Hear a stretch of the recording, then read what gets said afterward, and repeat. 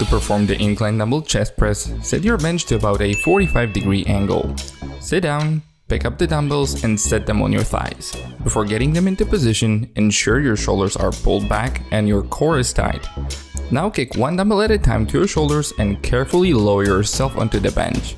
Once you've done that, the first thing I want you to do is to ensure your feet are flat on the ground. Next, puff out your chest by pinching your shoulder blades together and pushing them down. This is what it should look like. This will create a slight arch in your back, just enough to fit a palm underneath it.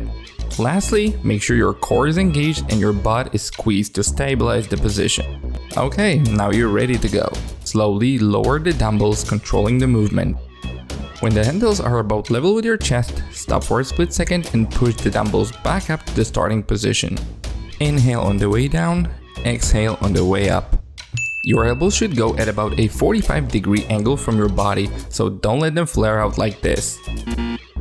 Not only will this put your shoulders at risk, but also your chest will be less activated. Keep your shoulder blades squeezed together throughout the entire set to ensure the shoulders remain in a safe position. Don't let them roll forward at the bottom or come way out at the top. If you do that, you're more likely to get injured, especially when you start lifting heavier. I really hope this helps, guys. Check out the description to get my free training program, and I'll see you in the next tutorial. Take care.